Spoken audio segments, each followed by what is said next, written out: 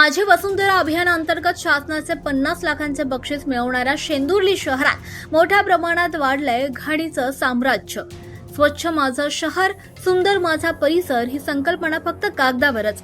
नगरपंचायतीच्या बेजबाबदारपणामुळे कमला हॉस्पिटल जवळील नाल्या गेल्या कित्येक दिवसांपासून साफ केल्या नाहीयेत। ही बातमी आहे जळगाव जिल्हा प्रतिनिधी राहुल सपकाळ यांच्याकडून। जळगाव शहरातील शेंदुर्ली नगरपंचायतीचा एक धक्कादायक कारभार समोर आलाय। राज्य शासनाच्या माझी वसुंधरा अभियानांतर्गत कागदोपत्री स्वच्छ शहर दाखवून या नगरपंचायतीनं 50 लाखांपेक्षा अधिक रुपयांचं बक्षीस लाटलंय।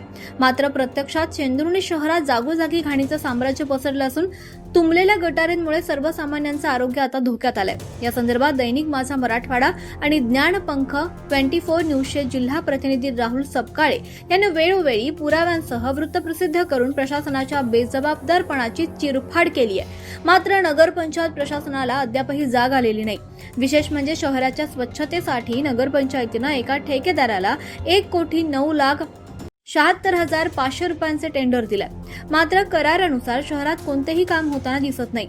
याबाबत पत्रकार राहुल सपकाळे यांनी संबंधित ठेकेदाराला फोन करून विचारणा केली असता तुम्हाला घाण दिसत असेल तर फोटो काढून बातम्या लावा असं बेजबाबदार आणि मुजोर उत्तर ठेकेदारानं दिलं। यावरून केवळ कोट्यवधी रुपये लाटण्यासाठीच हे थातूर काम सुरू असल्याचं स्पष्ट होत आहे। शहरातील प्रसिद्ध हनुमान मंदिरासमोरच कमला बाल रुग्णालय आहे। या धार्मिक आणि संवेदनशील परिसरात गेल्या कित्येक दिवसांपासून नाल्या साफ करण्यात आलेल्या नाहीत।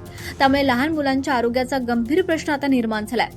एकीकडे कोट्यावधींचा ठेका आणि 50 लाखांचं बक्षीस तर दुसरीकडे प्रत्यक्ष शहरात मात्र नरक यातना असं विदारक चित्र शेंदुर्लीत पाहायला मिळत आहे। त्यामुळे आता शासनानं या संपूर्ण प्रकरणाची चौकशी करण्यासाठी तात्काळ समिती गठीत करावी, प्रत्यक्ष जागेवर अधिकारी आणि ठेकेदाराला उभे करून जाब विचारावा आणि दोषींवर कडक कारवाई करावी अशी तीव्र मागणी आता शेंदुर्लीतील सुज्ञ नागरिकांकडून केली जाते।